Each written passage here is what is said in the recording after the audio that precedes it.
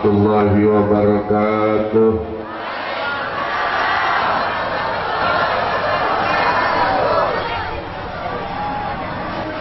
Alhamdulillah, alhamdulillahirabbil alamin. Wal aqibatu lil muttaqin. Wala udwana illa 'alal zalimin. Assalatu wassalamu ala asyrafil anbiya'i wal mursalin, habibina wa syafi'ina wa qurrati a'yunina wa maulana Muhammadin wa ala alihi wa ashabihi wa ansarihi wa junudihi wa tabi'ina lahum bi ihsanin ila yaum. Yang akan kita kerjakan sangat dianjurkan. Beriring salawat serta salam kepada baginda nazar kita Muhammad sallallahu alaihi wasallam akan membawa pengaruh dalam pelaksanaan apa yang kita inginkan, dan itu akan menjadi satu kebiasaan yang tanpa disadari oleh kita, sehingga kemudian menjadi satu cara untuk mengumpulkan perbendaharaan pahala yang kelak bisa kita terima di akhirat. Amin ya rabbal alamin. Hadirin kaum muslimin, ada yang perlu kita sikapi dengan cermat situasi kondisi saat sekarang ini. Ada di tengah umat Islam dikotomi antara Islam rahmatan lil alamin dan Islam laknatan lil alamin. Ini harus hati-hati, karena jangan-jangan ini adalah konspirasi.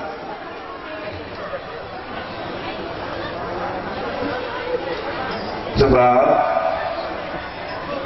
kalau kita kemudian mengkaji dengan cara baik, Islam itu datang rahmatan lil alamin, selesai.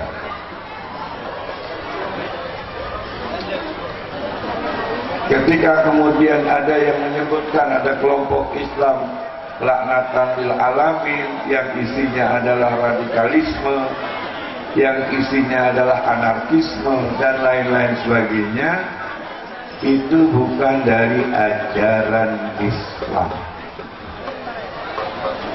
Demi Allah, itu bukan dari ajaran Islam.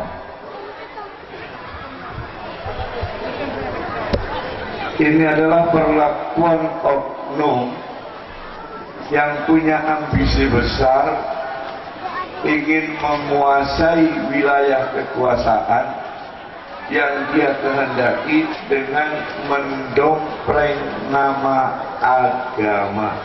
Karena itu paling mudah. Karena Indonesia mayoritas beragama Islam, maka dia jadikan Islam adalah domplengan yang utama dan pertama.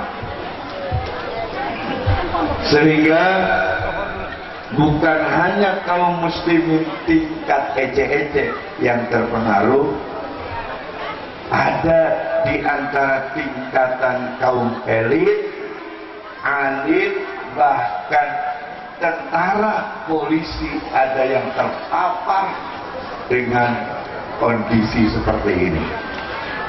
Dan ini diakui oleh Panglima TNI dan juga oleh Kapolri kita. Hadirin kaum muslimin, lalu apakah kita akan diam? Tidak. Kita harus kemudian mengklarifikasi ini, bahwa Islam tidak ikut campur dengan yang namanya radikalis, anarkis, dan sebangsanya. Nabi Muhammad SAW ketika sedang sujud, lalu kemudian ada yang menyiramkan di bagian kepala beliau, lehernya sampai bajunya dengan kotoran binatang. Sayyidatina Fatimah Zahra, ananda tercintanya beliau, karena sedih melihat kondisi ayahnya seperti itu, beliau mengatakan, ayahanda kan Nabi, ayahanda kan Rasul, kok sampai diginiin banget? Berdoa aja sama Allah biar orang ini nanti kenapa-napa. Saya datang ke muka bumi bukan untuk mengutuk orang, bukan untuk ngelaknat orang, bukan untuk marahin orang. Saya datang untuk umat manusia, untuk memberi peringatan yang menyenangkan mereka dan memberi kabar yang menakutkan mereka. Basyiran wa nadhira. Hadirin kaum muslimin, maka oleh karena itu solusinya cuma satu di Indonesia ini, kembali kepada ulama. Karena hadirin kaum muslimin, umat Islam Indonesia ini dibangun oleh mereka para ulama-ulama yang mumpuni ilmunya dan kompromis sifatnya. Kenapa mereka bisa kompromis? Karena mereka yang datang kemari adalah para ulama-ulama Shawabul A'zam, ulama-ulama mayoritas yang berpahamkan akidah ahli sunnah wal jamaah, bukan ahlul salah wal gagabah. Sekali lagi, yang menyebarkan agama Islam kemari dahulu adalah para ulama Shawabul A'zam dari ahli sunnah wal jamaah, bukan dari ahlul salah wal gagabah. Ya. Hadirin kaum muslimin, saya tidak mau sampai sebatas berbicara, karena nampaknya yang terpapar dengan paham-paham yang tadi saya sampaikan bukan hanya dari ahli salah wal gagabah, masih ada juga dari mereka yang mengaku dirinya ahli sunnah wal jamaah. Kenapa demikian? Karena mereka banyak yang ahli sunnah wal jamaahnya, ahli sunnah wal jamaah abal-abal, alias ahli sunnah casing, ahli sunnah yang punya modus, bukan ahli sunnah wal jamaah yang memang benar-benar dia ingin ngamalkan ajaran itu dengan baik sehingga dia dari dunia dan akhirat selamat dan di surga ketemu dengan baginda Nabi besar kita Muhammad Sallallahu Alaihi Wasallam. Hadirin, saya sampaikan satu hadis. Tetap tariku ummati ala salasa wa sab'ina firqatan kulluhum finnar illa firqatan wahidatan ala wajhi ahli sunnah wal jamaah. Ini hadis.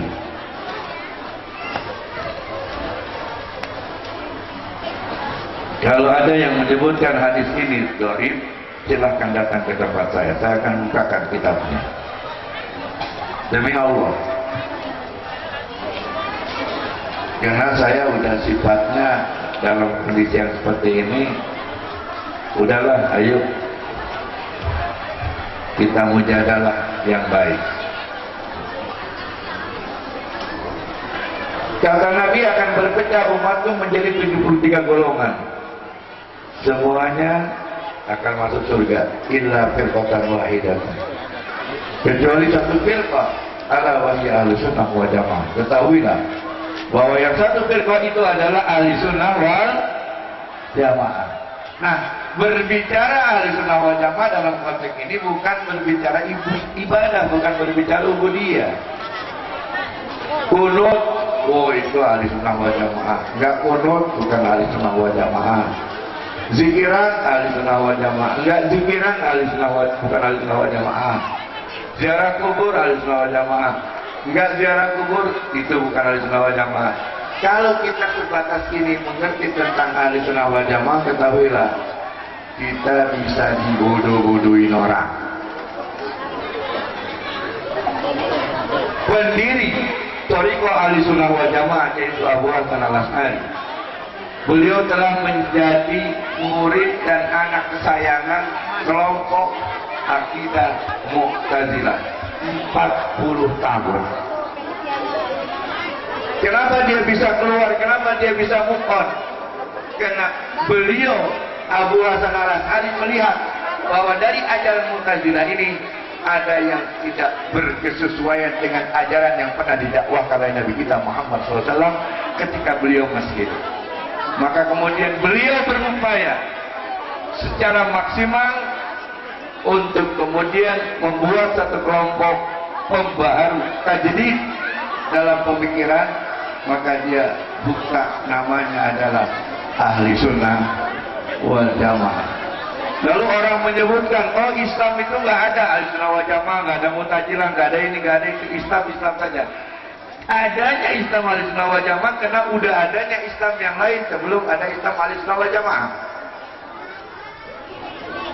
Ada Islam Mu'tazilah, ada Islam Qadariyah, ada Islam Jabariyah, ada Islam Mujassimah. Mereka yang menamakan Islam seperti itu. Kalau kemudian kita menyebutkan hanya Islam tanpa ada embel di belakangnya, maka kita akan terjebak. Kita akan mengatakan seperti itu dan dia pun akan mengatakan hal yang sama. Berarti kita dengan Anda tidak ada perbedaan. Tapi kemudian ketika kita tambah ahli sunnah wal jamaah, kebetulan ada hadis yang bisa mendukung itu, maka kemudian ini dijadikan oleh kita satu ikon, satu nama yang akan membawa keselamatan kita di dunia dan akhirat. Saat itu sempat Abu Hasan al-Asy'ari itu ragu karena banyak diserang sana sini, terutama oleh kelompok ayahandanya sendiri atau ayah angkatnya yaitu Mu'tazilah. Lalu beliau mengadakan namanya calling down, berhenti sesaat. Tapi di saat calling down ini, di saat istirahat ini, demi Allah, saya menemukan dalam satu sejarah tentang ahli sunnah wal jamaah, beliau didatangi di bulan puasa oleh baginda Nabi besar kita Muhammad SAW 3 kali didatangi. Yang 2 kali dalam mimpi dan yang 1 kali dalam keadaan yakdotan berhadap-hadapan dengan Nabi. Yang pertama tanggal 9 Ramadan di hari-hari rahmat. Yang kedua tanggal 17 Ramadan. Yang ketiga tanggal 27 Ramadan. 2 kali ditemui dalam keadaan mimpi, yang 1 kali dalam keadaan berhadapan langsung, membangunkan beliau Abu Hasan al-Asy'ari untuk sholat tarawih, untuk sholatul lail. Siapa yang datang? Baginda Nabi kita Muhammad SAW. Untuk apa? Untuk beliau teruskan ini konsep. Jangan kita berhenti, teruskan. Saya setuju. Maka mengikuti konsep daripada Abu Hasan al-Asy'ari dalam mempertahankan konsep ahli sunnah wal jamaah untuk disosialisasikan kepada seluruh umat Islam. Saya salah satu daripada penggerak dakwah dari Nahdlatul Ulama. Saya adalah Mustasar NU dan saya juga pernah menjadi penasihat Majelis Ulama di Provinsi Banten, dan saya juga penggerak Thariqah Mu'tawarah An-Nahdiyah, dan sampai hari ini oleh Habib Lutfi saya belum dipecat. Maka saya menulis Bismillahirrahmanirrahim satu kitab karya saya sendiri. Namanya adalah Prinsip-Prinsip Dasar Akidah Islam Ahli Sunnah wal Jamaah. Rencananya 6 jilid. Saya baru bikin 1 jilid adalah Ma'rifatullah, mengenal Allah dengan konsep ahli sunnah wal jamaah.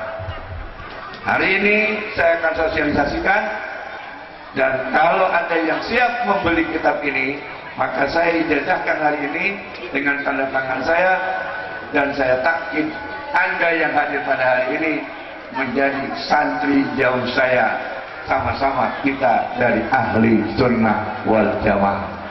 Dan saya akan adukan kepada baginda besar kita Muhammad Sallallahu Alaihi Wasallam. Walaupun saya baru bawa 50 kitab, saya yakin 50 kitab ini akan habis karena orang ini banyak. Jadi ini adalah harganya 100.000, dan yang mau beli ini, mengambil ini, nanti saya tanda tangani, saya ijazahkan yang kita baca Fatihah. Saya nggak usah perlu lama-lama lagi, yang penting nanti kita tinggal baca di rumah. Simak apa yang ada dalam kitab ini, mudah-mudahan kita akan lebih mengerti, dan kita tidak akan cepat terprovokasi dengan pandangan-pandangan yang nyeleneh terhadap Islam, yang tujuan akhirnya adalah untuk mengadu domba antar umat Islam yang ada di negeri yang kita cintai ini. Setuju? Setuju? Siapa yang pertama akan ngambil kitab ini? Silakan naik. Nah, alhamdulillah Ustaz Tabrani naik ya. Coba tolong. Ya, silakan. Tolong ini kitabnya buka, pegang dulu. Kita duduk di sini ya. Mudah-mudahan kalau tempatnya nggak muat, kita di bawah nanti. Ya. Terima kasih Bapak. Silakan pegang dulu kitabnya. Sengaja saya dulu tinggal. Walhamdulillahirabbil alamin. Mohon antri tanda tangan ya. Jadi nanti ini dulu kita taruh di sini dan antri tanda tangan.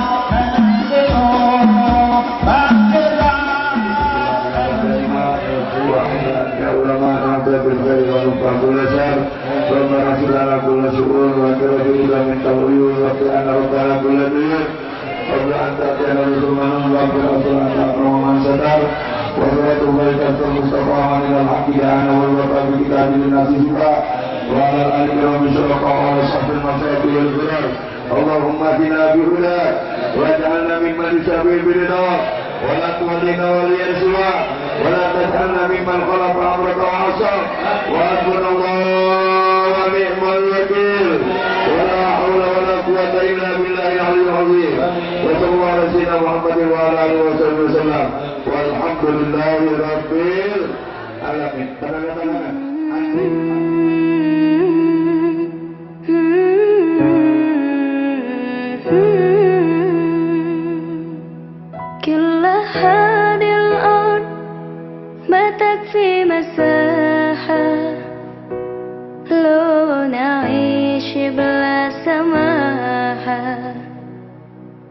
وانت عايزنا بحب لو تضيق الأرض نسكن كل كل هذه الأرض ما تكفي مسافة